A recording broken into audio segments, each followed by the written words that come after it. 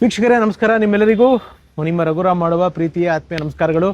ಮತ್ತು ನಿಮ್ಮ ರಘುರಾಮ್ ಬಂದಾಯಿತು 101 ನೆನಪು ಸರಣಿನಲ್ಲಿ. ಇವಾಗ ಒಬ್ಬ ವಿಶೇಷವಾದ ವ್ಯಕ್ತಿನ ನಾಳೆಯಿಂದ ಸಂಚಿಕೆ ಸರಣಿ, ಒಬ್ಬ ವಿಶೇಷವಾದ ವ್ಯಕ್ತಿ ಬಗ್ಗೆ ನಾನು ಪ್ರಾರಂಭ ಮಾಡಿದ್ದೀನಿ. ಇದು ಆಗೋದಕ್ಕೆ ಮುಖ್ಯವಾದ ಕಾರಣ ನಮ್ಮ ವಾಸಣ್ಣ, ನಮ್ಮ ವಿಕ್ಟ್ರಿ ವಾಸು ಅವರು ನಿರ್ದೇಶಕರು. ಯಾಕೆಂದರೆ ಅವರ ಗುರುಕುಲದಿಂದನೇ ಇವರು ಬಂದಿರೋದು. ಸೊ ವಾಸಣ್ಣನ ಫಸ್ಟ್ ನಾನು ಇಲ್ಲಿ ಮಾತಾಡಿಸ್ಬಿಟ್ಟು ಆ ಗುರುಕುಲದ ಬಗ್ಗೆ ಒಂದೆರಡು ಮಾಹಿತಿನ ತಗೊಂಡು ನಾಳೆಯಿಂದ ಯಾರು ಏನು ಅನ್ನೋದನ್ನು ನಿಮಗೆ ವಾಸಣ್ಣ ಬಂದಮೇಲೆ ಹೇಳ್ತೀನಿ. ವಾಸಣ್ಣ ಬನ್ನಿ.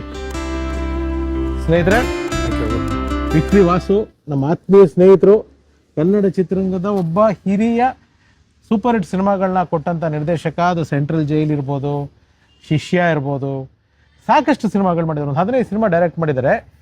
ಇವರ ಒಂದು ಸರಣಿನ ನಾನು ಇವಾಗ ಇದಾದ್ಮೇಲೆ ಶೂಟ್ ಮಾಡ್ತೀನಿ. ಬಟ್ ಟೆಲಿಕಾಸ್ಟ್ ಆಗೋದು ಇವಾಗ ಇವರ ಗುರುಗಳ ಬಗ್ಗೆ, AT ರಘು ಅವ್ರ ಬಗ್ಗೆ. AT ರಘು ಅವರ ಗರಡಿನಲ್ಲಿ ಬೆಳೆದಂಥ ವಾಸಣ್ಣ ಅಣ್ಣ, ಮೊದಲನೇದಾಗಿ ಥ್ಯಾಂಕ್ ಯು. ಬೀನಾ ಅವ್ರ ನಂಬರ್ನ ಕೊಟ್ಟಿದ್ದಕ್ಕೆ. ನೀವು ಕೊಟ್ಟ ಮೇಲೆ ಅವ್ರ ಸಂದರ್ಶನ ಮಾಡಿದ್ದೀನಿ, ತುಂಬ ಅದ್ಭುತವಾಗಿ ಮಾತಾಡಿದ್ರು. AT ರಘು ಅವ್ರ ಶ್ರೀಮತಿ ಕೂಡ ಮಾತಾಡಿದ್ದಾರೆ, ನಿಮ್ಮ ಬಗ್ಗೆನೂ ತುಂಬ ಹೇಳಿದ್ರು. ಆ ಇಂಟರ್ವ್ಯೂ ಆಗೋದಕ್ಕೆ ಕಾರಣನೇ ನಮ್ಮ ವಾಸಣ್ಣ ಅವ್ರ ನಂಬರ್. ಯಾಕೆಂದರೆ ಅಣ್ಣ, ಕಲಾವಿದರು ಅಥವಾ ನಿರ್ದೇಶಕರು ನಾವು ಬದುಕಿದ್ದಾಗ ಎಲ್ಲರನ್ನೂ ಮಾತಾಡಿಸ್ತೀವಿ. ಅವ್ರು ಹೋದ್ಮೇಲೆ ಅವ್ರ ಕುಟುಂಬ ಏನಾಯ್ತು ಅಂತ ನಮಗೆ ಗೊತ್ತೇ ಇರಲ್ಲ. ಸತ್ಯ. ಸೊ ಅದಕ್ಕೆ ನಿಮ್ಮ ಸಹಾಯದಿಂದ ಹೋಗಿ ಅವ್ರ ಮಗಳು ಅದ್ಭುತವಾಗಿ ಮಾತಾಡಿದ್ದಾರೆ, ಬೀನಾ ಅವರು, ಮಿಸಸ್ AT ರಘು ಅವರು ಕೂಡ. ಅಣ್ಣ, ನೀವು ಕಂಡಂತೆ AT ರಘು ಹೆಂಗಣ್ಣ? ಮೊದಲನಾಗೆ ನಾನು ಶಿಷ್ಯ ಅಂತ ಹೇಳ್ಕೊಳ್ಳೋಕೆ ತುಂಬ ಹೆಮ್ಮೆ ಆಗುತ್ತೆ ರಘು. ಯಾಕಂದರೆ ನಾನು ಸಮಯ ಅರೌಂಡ್ 87, 88 ಇರ್ಬೋದು. ಜೈಲರ್ ಜಗನ್ನಾಥ ಮೊದಲನೇ ಚಿತ್ರದಲ್ಲಿ ನಾನು ಸಹಾಯ ನಿರ್ದೇಶಕನಾಗಿ ಅವ್ರ ಜೊತೆ ಪದಾರ್ಪಣೆ ಮಾಡಿದೆ. ಸೊ ಅಲ್ಲಿಂದ ಅಪ್ ಟು ನಮ್ಮ ಒಂದು ಜಾಕಿ ಶಿವದ ಒಂದು ಸಿನಿಮಾ ಮಾಡಿದ್ರು. ಅದು ಯಾವುದು? ಹೌದು, ತೀರೋಗ್ಬಿಟ್ರಲ್ಲ. ಜಾಕಿ ಶಿವ ತೀರೋದು, ಬೇಟೆಗಾರನ ಅಲ್ಲ, ಇದು ದೇವರಾಜ್ ಅವ್ರು ಹೀರೋ ಮಾಡಿ ಕಾಳಿ ಅಪ್ ಟು ಕಾಳಿವರೆಗೂ ಅವ್ರ ಜೊತೆ ನಾನು ಕೆಲಸ ಮಾಡಿ. ಅಂದರೆ ಸಮ್ಮೋರಂಡ ಅವ್ರ ಹತ್ರ ಅದು 20-30 ವರ್ಷ ಜರ್ನಿ ಮಾಡಿದ್ವಿ. 30-35 ವರ್ಷ ಜರ್ನಿ ಮಾಡಿದ್ವಿ ಅವತ್ತು. ಅಪ್ ಟು ಅಲ್ಲಿವರೆಗೂ ಕಾಳಿವರೆಗೂ ನಾನು ಕೆಲಸ ಮಾಡಿದ್ವಿ. ರಘು ಬಗ್ಗೆ ಒಂದು ಚಿಕ್ಕದಾಗಿ ಹೇಳಬೇಕು ಅಂತ ಅಂದರೆ, ಒಬ್ಬ ಶಿಸ್ತಿನ ಸಿಪಾಯಿ, ವರ್ಕೋಹಾಲಿಕ್. ಕೊಡಗಿನ ವೀರ ಅಲ್ಲ, ಕೊಡಗಿನ ವರ್ಕೋಹಾಲಿಕ್ ಅಂದರೆ ಯಾವ ಥರ ಅಂದರೆ ಮನುಷ್ಯ. ಒಂದು ಸಣ್ಣ ವಿಷಯ ಹೇಳ್ತೀನಿ ಕೇಳಿ. ಯಾವುದೋ ಒಂದು ಚಿತ್ರ ಪದ್ಮವ್ಯೂಹ ಅಂತ ಮುರಳಿ ಆಮೇಲೆ ಪ್ರಭಾಕರ್ ನಮ್ಮ KC ಕುಮಾರ್ ಮೊದಲನೇ ನಿರ್ಮಾಣ ಮಾಡಿದ್ರು. ಆ ಸಿನಿಮಾ ನಾನು ಬೇರೆ ಪಿಕ್ಚರ್ ನಾನು ಅಷ್ಟೇ ಡೈರೆಕ್ಟ್ರು ಯಾವುದೋ ಸಿನಿಮಾ ಮಾಡ್ತಾಯಿದ್ದೀನಿ ಇಲ್ಲಿ ನಮ್ಮ ಕಂಠೀರವ ಸ್ಟುಡಿಯೋದಲ್ಲಿ. ಅವರು ಕೆಲಸ ಮಾಡ್ತಿರ್ಬೇಕಾದ್ರೆ ಕಾನ್ಸಂಟ್ರೇಷನ್ ಅಲ್ಲೇ ಇರ್ತದೆ ಅಷ್ಟೇ. ಏನಾಗ್ತಿದೆ ಗೊತ್ತಾಗಲ್ಲ. ಲಿಟ್ರಲಿ ನನ್ನ ಕಂಡಂಗೆ ಪ್ಯಾಂಟ್ ಬಿಚ್ಚೋಯ್ತು, ಪಾಪ ಲೂಸ್ ಆಗಿದ್ದು ಗೊತ್ತೇ ಇಲ್ಲ. ಹಂಗೂ ಡೈರೆಕ್ಟ್ ಮಾಡ್ತಾ ಇದ್ದಾರೆ. ದೇವರಣ್ಣ ಹೇಳು, ನನಗೆ ತುಂಬ ಎಷ್ಟು ಖುಷಿ ಆಯಿತು ಅಂದರೆ, ಏನು ಇಷ್ಟು ಒಂದು ಸಿನ್ಸಿಯರಿಟಿ, ಇಷ್ಟು ಒಂದು ಸಿನಿಮಾ ಬಗ್ಗೆ ಅಷ್ಟು ಪ್ರೀತಿ ಮಾಡೋಂತಕ್ಕಂಥ ಮನುಷ್ಯ, ಒಂದು ಸೀನಿಂಗ್ ಬರಬೇಕು ಅಂತ ಆಸೆ ಪಡುವಂಥ ವ್ಯಕ್ತಿ.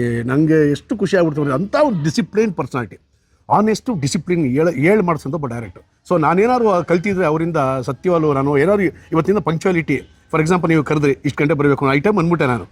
ಎಲ್ಲ ಅವ್ರದ್ದು ಒಂದು ಕೊಡುಗೆ ಅದು ಅಂತ ಹೇಳ್ಬೋದು. ಆಮೇಲೆ ನಾನು ಒಂದು ರಿಸರ್ಚ್ ಮಾಡಿದಾಗ ವಾಸಣ್ಣ ಒಂಥರ ಗ್ರಂಥಾಲಯ ಇದ್ದಂಗೆ. ಅವರ ಅನುಭವ ತುಂಬ ದೊಡ್ಡದಿದೆ. ಅದಕ್ಕೆ ಅವ್ರ ಸರಣಿ ನಮ್ಮ 101 ನೆನಪು ವಿಸ್ತಾರವಾಗಿ ಮಾಡ್ತೀನಿ. ಇಲ್ಲಿ AT ರಘು ಅವರ ಮಗಳ ಸಂದರ್ಶನ ಬರೋಕ್ಕೆ ಮುಂಚೆ ಕೆಲವು ಅವ್ರ ಶಿಷ್ಯರಾಗಿ ಅವ್ರ ವಿಚಾರಗಳನ್ನ, ಅಂದರೆ ಅವ್ರ ಮಗಳು ಒಬ್ಬ ತಂದೆಯಾಗಿ ಹೇಳಿದ್ದಾರೆ. ಒಂದು ಸಿನಿಮಾ ನಿರ್ದೇಶಕನಾಗಿ ವಾಸಣ್ಣ ಹೇಳೋದಕ್ಕೆ ಸಾಧ್ಯ. ಅದಕ್ಕೆ ವಾಸು ಅವ್ರನ್ನ ಇಲ್ಲಿ ಮಾತಾಡಿಸ್ತಾ ಇದ್ದೀನಿ, ನಿಲ್ಸ್ಕೊಂಡೇ ಮಾತಾಡ್ತೀನಿ. ಇದು ಜಾಸ್ತಿ ಹೊತ್ತಿಲ್ಲ, ಒಂದು 2 ನಿಮಿಷ ಅಷ್ಟೇ. ಇಲ್ಲಿ ಅಣ್ಣ, ನಾನೊಂದು ಕೇಳ್ಪಟ್ಟೆ, ಒಂದು ರಿಸರ್ಚ್ ಮಾಡಿದಾಗ ಗೊತ್ತಾಯಿತು, ಊಟ ನಿಮ್ಗೆ ಏನು ಬೇಕೋ ಅದನ್ನು ಕೊಡೋರಂಥವ್ರು. ಅಂದರೆ ಅವರು ಕೂಡ ಪ್ರೊಡಕ್ಷನ್ ಅವ್ರಿಗೆ ಇವ್ರಿಗೆಲ್ಲ ಹೇಳೋರಂತೆ. ಇಲ್ಲ ಅದ್ರ ಬಗ್ಗೆ ಮಾತ್ರ ಎರಡು ಮಾತೇ ಇಲ್ಲ ಬಿಡಿ. ಪಾಪ ಅವ್ರಿಗೆ ಏನೇ, ಫಾರ್ ಎಕ್ಸಾಂಪಲ್ ಏನಾದ್ರು ಹೆಲ್ತ್ ಅಪ್ಸೆಟ್ ಆದರೆ ಕರೆದು ಹೇಳೋರು, ನೋಡಪ್ಪ ನನಗೆ ಹೆಲ್ತ್ ಅಪ್ಸೆಟ್ ಆಗಿದೆ, ನನಗೇನು ಪರವಾಗಿಲ್ಲ, ವಾಸುಗೆ ಏನು ಬೇಕು ಕೇಳು, ಏನು ತಿಂತಾನೆ ಕೇಳು ಅಂತ ಅವರು. ಅಂದರೆ ನಾನೊಬ್ಬ ನಾನ್ ವೆಜ್ ಪ್ರಿಯ, ಅವ್ರಿಗೂ ಚೆನ್ನಾಗಿ ಗೊತ್ತು, ತುಂಬ ನಾನ್ ವೆಜ್ ಪ್ರಿಯ ನಾನು. ಹಾಗಾಗಿ ಏನು ಹೇಳ್ತೀಯ ತರಿಸೋರು, ಅಷ್ಟು ಚೆನ್ನಾಗಿ ನೋಡ್ಕೊಂಡಿದ್ದಾರೆ ನನ್ನನ್ನು ಮಾತ್ರ. ಅಲ್ಲಿಂದ ರೈಟ್ ಫ್ರಮ್ ಕಾಳಿವರೆಗೂ ಇಂಥದ್ದಿಲ್ಲ ಅನ್ನಂಗಿಲ್ಲ. ಅಲ್ಲ, ಅದ್ರ ಜೊತೆ ಬಿಡಿ, ಆ ಫುಡ್ ವಿಷಯ ಬಿಟ್ಟುಬಿಡಿ. ಬಟ್ ಸಿನಿಮಾ ವಿಷಯಕ್ಕೆ ಬಂದಾಗ ನಿಜವಾದ ಆ ಮನುಷ್ಯ ಮಾಡ್ತಕ್ಕಂಥ ಸ್ಕ್ರೀನ್ ಪ್ಲೇ ಆಗ್ಬೋದು, ಆಮೇಲೆ ಒಂದು ಶೆಡ್ಯೂಲ್ಡ್ ಆಗ್ಬೋದು, ಆಮೇಲೆ ಮೇಕಿಂಗ್ ಆಗ್ಬೋದು. ಆ್ಯಂಡ್ ಶೆಡ್ಯೂಲ್ಡ್ ಇದ್ರೆ ಹೆಂಗಂತಂದ್ರೆ, ಎಂಥ ದೊಡ್ಡ ಸಿನಿಮಾಗಳೆಲ್ಲ ನಾವು ಬರೀ 20-30 ದಿನ ಫಿನಿಶ್ ಮಾಡ್ತೀವಿ. 20 ದೊಡ್ಡ ಸಿನಿಮಾ. ಜೈಲರ್ ಜಗನ್ನಾಥ್ ಸಿನಿಮಾ ನೋಡಿ ನೀವು, ಲಿಟ್ರಲಿ ಈಗ 100 ದಿನ ಮಾಡೋಕ್ಕಾಗಲ್ಲ ಆ ಥರ ಸಿನಿಮಾ. ಅದು ನಾನು ತಿನ್ಬಿಡಿ ಅವತ್ತು 28 ದಿನ 29 ದಿನ ಪಿಕ್ಚರ್ ಫಿನಿಶ್. ಅದು ಏನು ಜೈಲ್ ಸಿಟ್ಟು, ಮಂಡ್ಯ ತಗೊಂಡು ಆ ಸಾಂಗ್ ತೆಗೆದಿದ್ದು ಅಂಬರೀಷ್. ಇದೆಲ್ಲನೂ ವಾಸಣ್ಣನ ಸರಣಿನಲ್ಲಿ ನಾನು ಮಾತಾಡ್ತೀನಿ. ತುಂಬ ವಿಚಾರಗಳಿದೆ ಅಣ್ಣ. AT ರಘು ಅವರ ಸರಣಿನ ಅವ್ರ ಮಗಳ ಮೂಲಕ ಮಾಡ್ತಾ ಇದ್ದೀನಿ, ನಿಮ್ಮಿಂದ ಪ್ರಾರಂಭ ಮಾಡಿದ್ದೀನಿ. AT ರಘು ಅವರ ಅಭಿಮಾನಿಗಳಿಗೆ ಅಥವಾ ನಿಮ್ಮ ಗುರುಗಳ ಬಗ್ಗೆ ನೀವೇನಾದ್ರು ಹೇಳಂಗಿದ್ರೆ ಏನು ಹೇಳಕ್ಕೆ ಇಷ್ಟಪಡ್ತೀವಿ?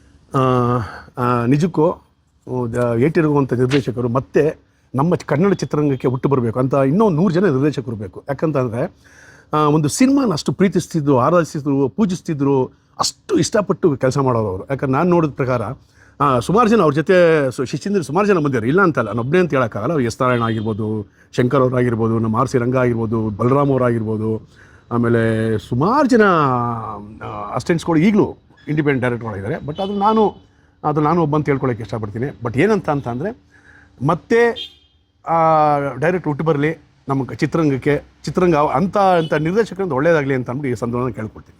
ಅಣ್ಣ, ಫೈನಲಿ ರಘು ಸರ್ ಅವರ ಕಡೆ ದಿನಗಳಲ್ಲಿ ಏಕಾಂಗಿಯಾಗಿದ್ದರು. ಹೌದು.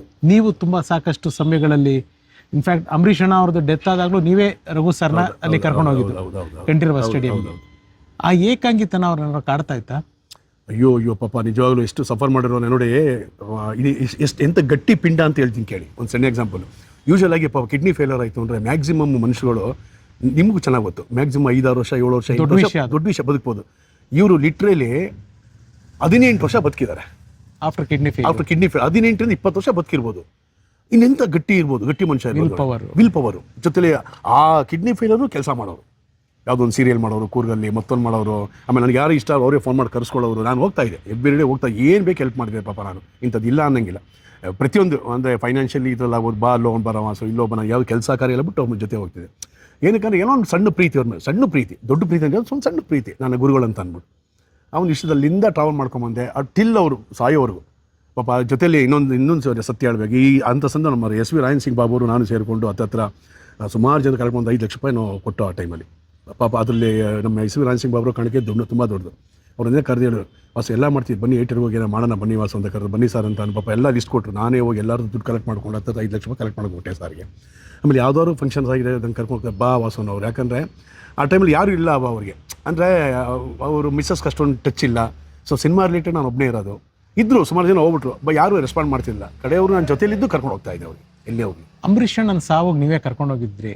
ಹೌದು. ತುಂಬ ಆಘಾತ ಆಗಿತ್ತಾ? ಅಯ್ಯೋ ಎಷ್ಟು ಅಪ್ಸೆಟ್ ಆಗ್ಬಿಟ್ರು ಅಂತಂದರೆ ಆ ಟೈಮಲ್ಲಿ. ನಾನು ಲಿಟ್ರಲಿ ಪಾಪ ಅವ್ರ ಮನೆಯವರು ನಮ್ಮ ಅಭಿಮಾನಿಗಳು ಥರ ಇಲ್ವೋ ಇವರು, ನಾನು 3 ದಿನ ಹತ್ಬಿಟ್ರು. ನಂದೊಂದು ಕೈ ಹೋಯ್ತು ವಾಸು, ಒಂದೊಂದು ಆಯಿತು. ನಾನು ಏನು ಮಾಡೋಕ್ಕೆ, ದೇವರು ನನ್ನನ್ನು ಯಾಕೆ ಬದುಕಿಸ್ತಾ ಗೊತ್ತಿಲ್ಲ, ಅದೇ ಪ್ರಾಣ ಅವ್ರು ಕೊಡ್ಬೋದಾಯ್ತಲ್ಲ. ಲಿಟ್ರಲಿ ಪಾಪ ಹೇಳೋರು, ನಂಗೆ ಬೇಕಾಗಿಲ್ಲ, ನಂಗೆ ಜೀವನನೇ ಬೇಕಾಗಿಲ್ಲ. ಆ ಒಂದು ಆಯುಷ್ ಅಂಬರೀಷ್ ಕೊಟ್ಟಿರೋ ಪಾಪ ಇನ್ನೆಷ್ಟು ಕೆಲಸ ಮಾಡಿರೋರು. ನಂಗೆ ತುಂಬ ನನಗೆ ಏನು ಮಾಡೋಕ್ಕೆ ತೋರಿಸ್ತಾ ಇಲ್ಲ ಅಂತ ತುಂಬ ಸಫರ್ ಮಾಡ್ಬಿಟ್ರು. ಅಯ್ಯೋಬ್ಬ ಯಾವಾಗಲೂ ಅದೇ ಹೇಳೋರು, ಯಾವಾಗ ನೋಡ್ರು ಅದು ಯಾವ್ದಾದ್ರು ಮನೆಗೆ ಹೋಗಿ ಮೀಟ್ ಮಾಡ್ತು ಅಂಬರೀಷ್ ಸಾಂಗ್ ಹಾಕೊಂಡು ಕೂತವರು. ನೋಡೋ ನಾನು ಮಾಡಿದ್ದು ಸಾಂಗು, ನೋಡೋ ನಾನು ಮಾಡಿದ ಸಾಂಗು ಅಂತ. ಅಲ್ಲಿ ಈವನ್ ಮಂಡ್ಯ ಗಂಡು ಅಷ್ಟೇ ನೋಡಿ, ಅಂಥ ದೊಡ್ಡ ಸಿನಿಮಾನ ಬರೀ 30 ದಿನ ಶೂಟಿಂಗ್. ಅದೇ ಈ ಎಲ್ಲ ಸ್ವಾರಸ್ಯಕರ ವಿಚಾರಗಳು ವಾಸಣ್ಣನ ಹತ್ರ ಅವ್ರ ಸರಣಿನಲ್ಲಿ ನಾನು ಮಾತಾಡಿಸ್ತೀನಿ. Thank you Vasanna. ನಾಳೆಯಿಂದ ಬೀನಾ ಮೇಡಮ್ ಅವ್ರದ್ದು ಸರಣಿ ಪ್ರಸಾರ ಆಗುತ್ತೆ. ನಿಮಗೆಲ್ಲ ಡೌಟ್ ಇರ್ಬೋದು, ಅವರ ಶ್ರೀಮತಿ ಮಗಳು ಎಲ್ಲ ಇದ್ರು, ಯಾಕೆ AT ರಘು ಅವರು ಸಪ್ರೇಟ್ ಆಗಿದ್ರು, ಅವರ ಏಕಾಂಗಿತನ ಏನಕ್ಕೆ, ಇದೆಲ್ಲದಕ್ಕೂ ಅವರ ಶ್ರೀಮತಿ ಅವ್ರ ಮಗಳು ನೇರವಾಗಿ ನಿಮಗೆ ಉತ್ತರ ಕೊಟ್ಟಿದ್ದಾರೆ. ನಾಳೆಯಿಂದ ಸರಣಿ ಪ್ರಸಾರ ಆಗುತ್ತೆ. ಆ ಸರಣಿ ಎಲ್ಲ ಮುಗಿದ್ಮೇಲೆ ಮುಂದಿನ ದಿನಗಳಲ್ಲಿ ನಮ್ಮ ವಾಸಣ್ಣನ ಸಿನಿ ಬದುಕಿನ ಪಯಣನ ನಿಮ್ಮ ಮುಂದೆ ತರ್ತಾ ಇದ್ದೀನಿ. ಅಣ್ಣ, ಥ್ಯಾಂಕ್ ಯು ಈ ಅವಕಾಶ ಕೊಟ್ಟಿದ್ದಕ್ಕೆ. ತುಂಬ ಥ್ಯಾಂಕ್ಸ್ ಅಣ್ಣ. ಸೊ ಸ್ನೇಹಿತರೆ, ನಾಳೆಯಿಂದ ಕಾಯ್ತಾ ಇರಿ, AT ರಘು ಅವರ ಸರಣಿ ಪ್ರಸಾರ ಆಗುತ್ತೆ. ಥ್ಯಾಂಕ್ ಯು, ನಮಸ್ಕಾರ. AT ರಘು ಏನು full form? AT is actually ನಮ್ಮ ಕೊಡವ ಜನಾಂಗದಲ್ಲಿ ಒಂದು ಫ್ಯಾಮಿಲಿ ನೇಮ್ ಅಂತ ಇರುತ್ತೆ. Okay. So A stands for Apadanda. So we belong to the Apadanda family. Okay. Apadanda family T ಬಂದ್ಬಿಟ್ಟು ಅವರ ತಂದೆಯವರ ಹೆಸರು ತಿಮ್ಮಯ್ಯ ಅಂತ.